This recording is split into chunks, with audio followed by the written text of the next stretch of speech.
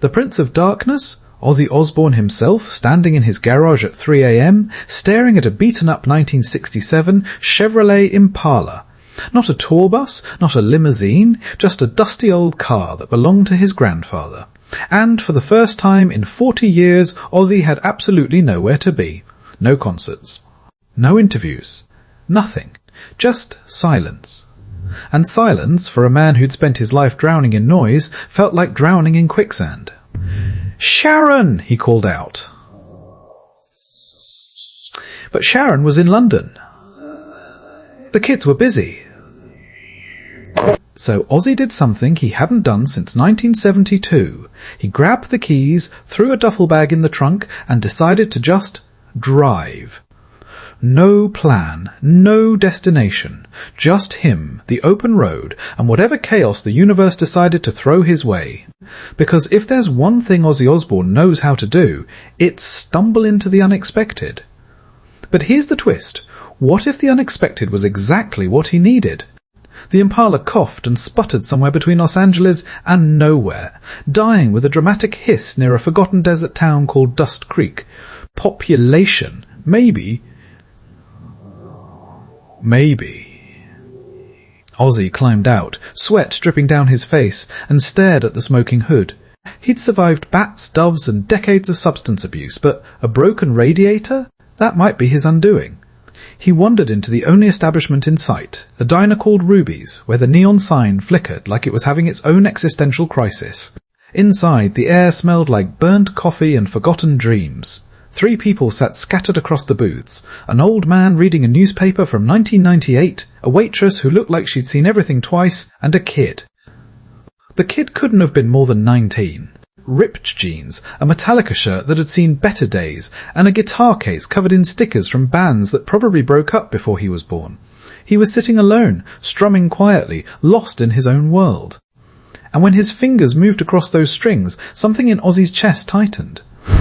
Because that sound. It was raw, unpolished, and achingly real. The kid looked up. His eyes widened. "Holy, are you?"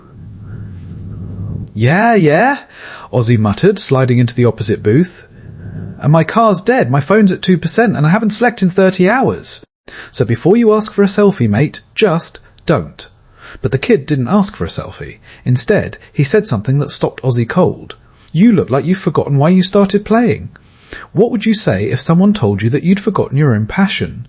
The kid's name was Eli. No last name given, no backstory offered. Just Eli, a drifter with a guitar and a smirk that reminded Ozzy of himself at that age.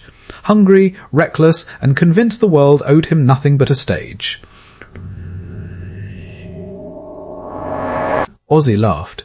"Kid, I've played stadiums for millions of people. I don't need to prove anything to you. Then prove it to yourself."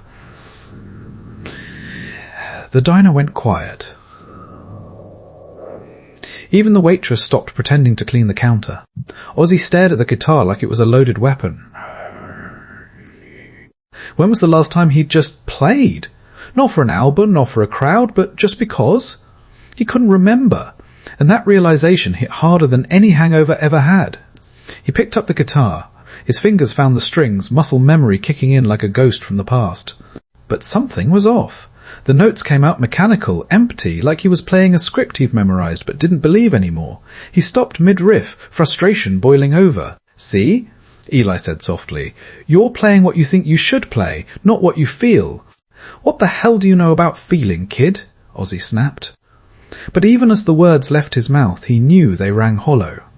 Because this 19-year-old stranger had just diagnosed something Ozzy had been avoiding for years. The slow, creeping numbness that comes from turning your passion into a paycheck. Eli leaned forward. "Let me show you something. A trick my grandfather taught me before he died." And that's when everything changed. Have you ever had a stranger teach you something that changed everything? Drop your story below. Eli's trick wasn't some complicated technique you'd learn at Berkeley. It wasn't sweep picking or tapping or any of the flashy nonsense that YouTube guitarists obsess over. It was simpler, almost stupid in its simplicity.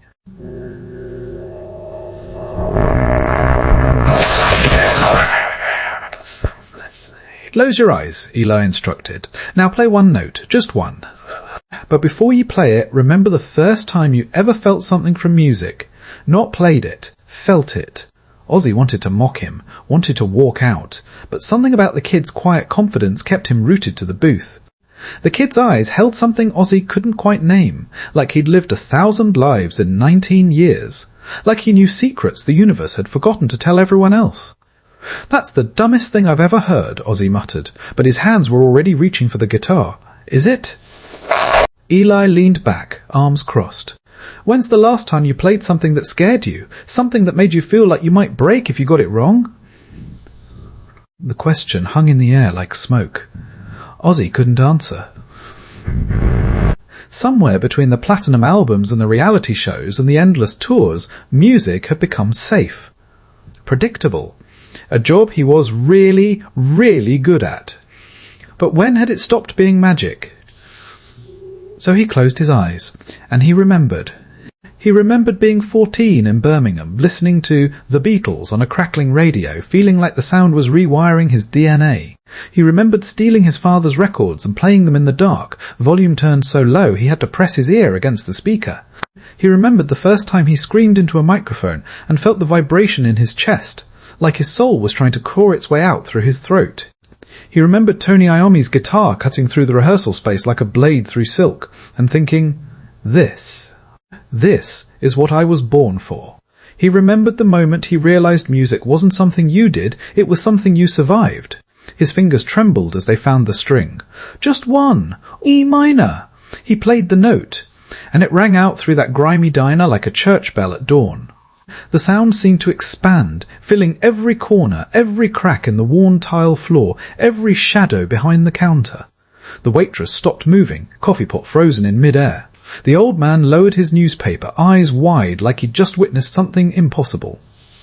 Even the fluorescent lights seemed to hum in harmony. And Ozzy?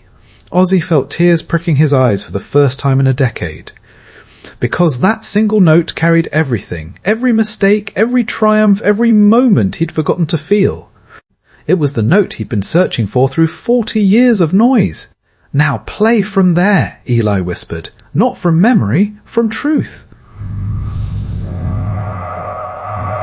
They weren't the riffs he'd practiced 10,000 times. They weren't the solos that had defined generations. This was something raw.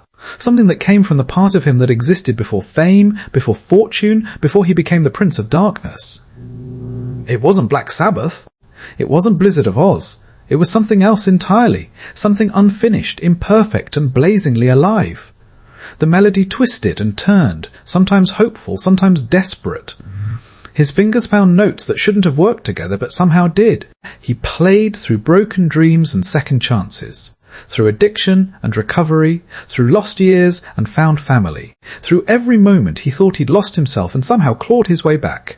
The diner became a cathedral, and for 5 perfect minutes, Ozzy Osbourne wasn't a legend. He wasn't the backbiting madman or the reality TV dad or the heavy metal icon.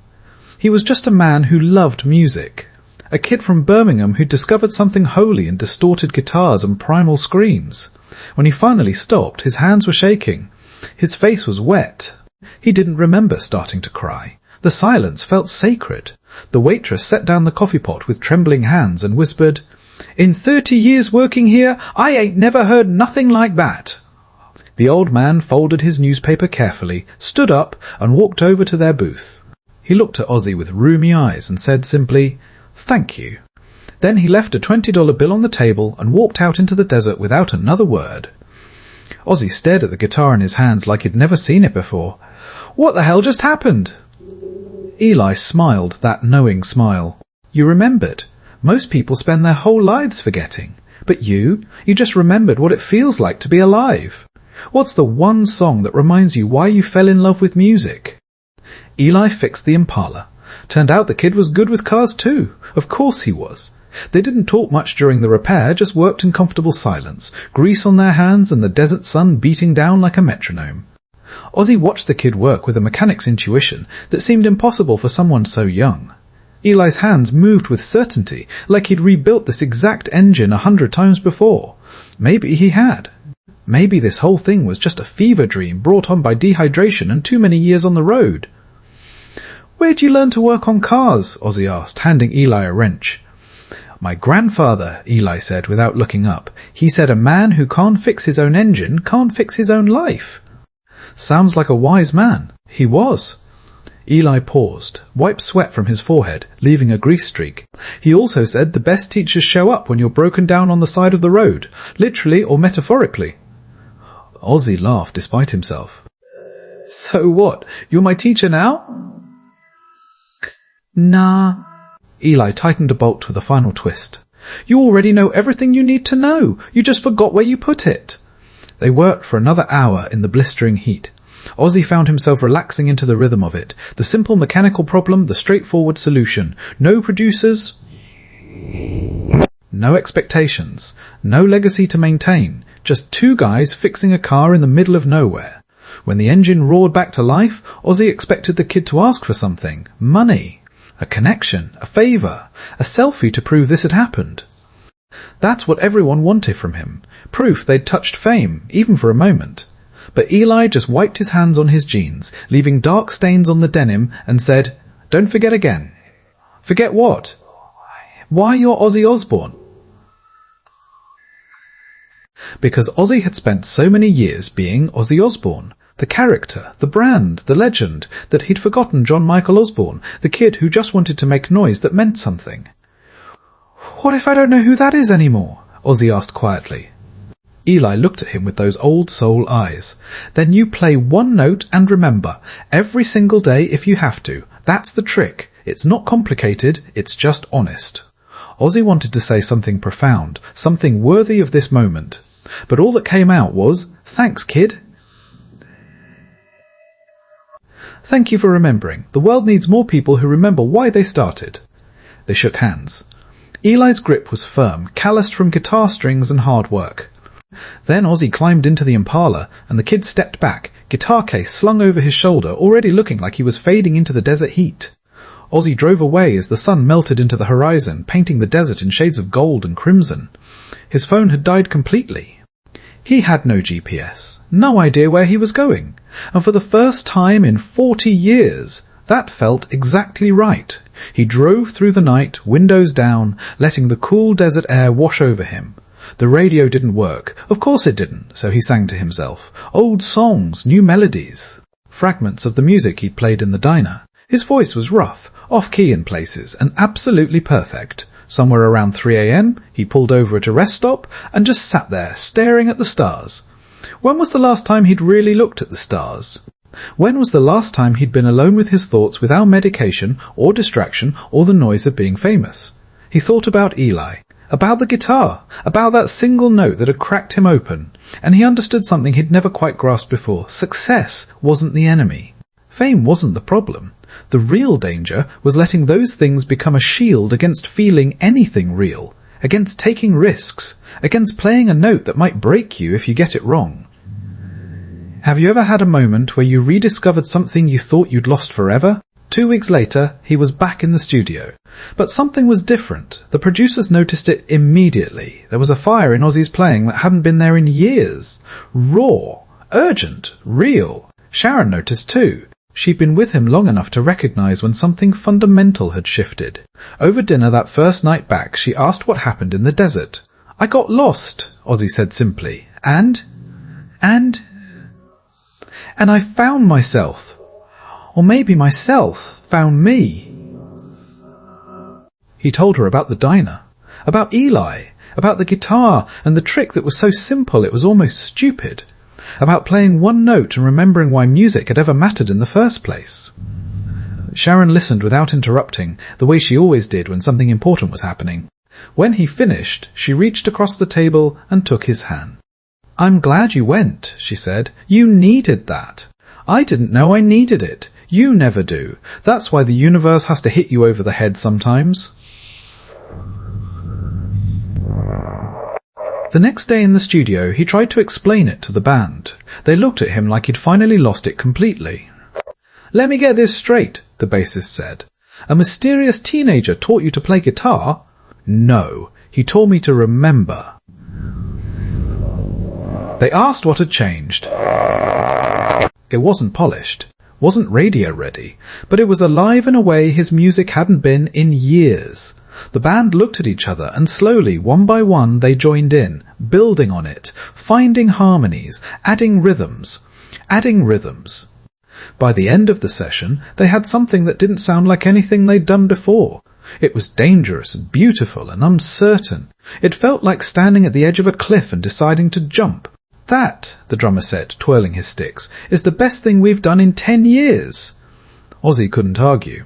What would you create if you stopped trying to be perfect and just tried to be honest? They never found Eli. Ozzy went back to Dust Creek 3 times. The first time was a week after the studio session. He drove the Impala back out into the desert, following half-remembered turns and gut instinct. He found the town. Barely a town, really, just a handful of buildings clustered around a forgotten highway. But Ruby's diner was boarded up. The windows were covered with weathered plywood. The neon sign hung crooked and dark. Desert sand had drifted against the door in small dunes. He asked at the gas station across the street. The attendant was a different guy, older, suspicious. Ruby's? That place been closed for 5 years at least. Maybe longer. 5 years? That's impossible. I was there 2 weeks ago. The attendant gave him the look people reserve for drunk tourists and crazy people. Mister, I've worked here for 7 years. That diner ain't been open once in all that time.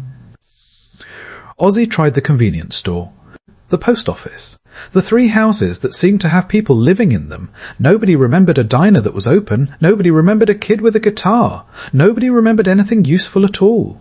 He went back a month later with photographs he'd found online of what Ruby's diner had looked like in the 1970s. Showed them around town. An old woman at the convenience store squinted at the pictures. Oh sure, I remember Ruby's. My mama used to work there back in 73, 74. But Ruby died in 76, and the place shut down right after. Ain't nobody run it since. Nobody? Not even recently? Son, that building's been locked up for near 50 years. Wanted to prove to him that it had really happened, that he hadn't imagined the whole thing. They stood in front of the boarded-up diner together. Sharon tried the door, locked tight. The wood was sun-bleached and cracked. No way it had been opened in years. Maybe it was a different diner, Sharon suggested gently. It was this one. I'm sure of it. Okay, then maybe. Maybe what? Maybe I hallucinated the whole thing. Maybe I've finally gone completely insane. Sharon squeezed his hand. Maybe some things aren't meant to make sense. Maybe some things are just gifts. They talked to more locals. One old man claimed the diner had been closed for 5 years. Another swore it had been shut since the 90s. A woman at the library said she'd heard stories about a young drifter with a guitar back in the 70s, playing for tips before disappearing into the desert. The descriptions matched Eli perfectly. But that was 50 years ago. Impossible. Ozzy stopped trying to make sense of it, because some things aren't meant to be explained. Some things are just meant to remind you who you are when you've forgotten. And maybe, just maybe, the universe sends you exactly what you need, exactly when you need it, even if it comes in the form of a 19-year-old ghost with a guitar and a knowing smile. Do you believe in moments that are too perfect to be coincidence? He keeps that guitar from the diner in his studio now. He doesn't remember taking it. Doesn't remember Eli giving it to him.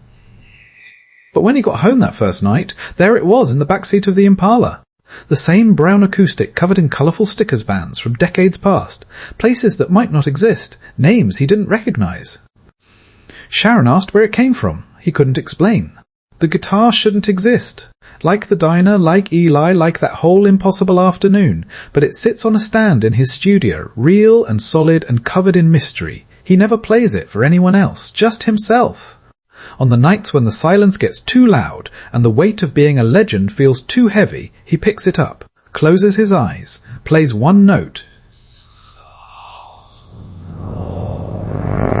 Remembers the first time he realised music could be a weapon against the ordinary world.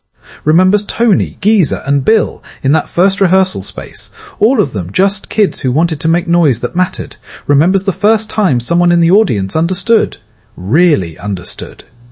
Remembers that first scream, that first note, that first moment of pure, unfiltered connection. Remembers Eli's words, "Don't forget again."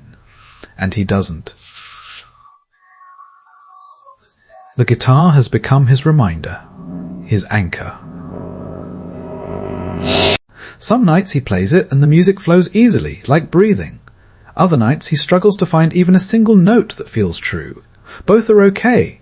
Both are part of the process. His kids have asked about it. He tells them it's from a friend. They ask, what friend? He says someone he met on the road. They don't push. Even they can tell when a story is complete. The album they made after his desert trip went platinum. Critics called it his best work in decades. Raw, honest, unafraid. They asked what inspired it. He gave vague answers about rediscovering his roots, about getting back to basics. Nobody needed to know about Eli, about the diner that might not exist, about the trick that was so simple it was almost stupid. Some things are too sacred for interviews. 5 years passed. Then 10. The guitar never aged. The stickers never faded. Sometimes Ozzy would swear new ones appeared, bands he'd never heard of, places he'd never been. But when he looked closer, they were always the same ones he remembered. He released 3 more albums. Each one carried traces of that afternoon in the desert. That single note, that remembered truth. Critics noticed, fans noticed, the music industry noticed. At an age when most rock stars were either dead or doing nostalgia tours, Ozzy Osbourne was making the most vital music of his career. They asked his secret. He never told. One night, almost 15 years after the desert, he was alone in his studio, 3 a.m. again. The magic hour when the world gets quiet enough to hear yourself think. He picked up Eli's guitar and started to play. And as his fingers found the strings, he whispered, "Thank you. Wherever you are, thank you." The guitar seemed to warm in his hands. For just a moment, maybe his imagination, maybe something else, he could swear he heard a young voice reply, "You remembered. That's all that matters." The note rang out clear and true, E minor, just like that first time, and in his studio, surrounded by gold records and Grammy Awards and all the trappings of a legendary career, Ozzy Osbourne closed his eyes and played. Not for fame, not for fortune, not for anyone but himself. Just a man who loved music, just a kid from Birmingham who discovered something holy in distorted guitars and primal screams. Just someone who'd been given a gift in the desert and had the wisdom to accept it. The music filled the room like prayer, like possibility, like truth. And somewhere in the desert, maybe a diner flickered back into existence for just a moment. Maybe a kid with a guitar smiled that knowing smile. Maybe the universe nodded in approval. Or maybe none of it was real. Maybe all of it was real. Maybe the question didn't matter. What mattered was this. Ozzy Osbourne remembered why he was Ozzy Osbourne, and he never forgot again. If you could meet any musician, dead or alive, on a random road trip and learn one secret from them, who would it be and what would you ask? Drop your answer in the comments. The best responses might just inspire the next story.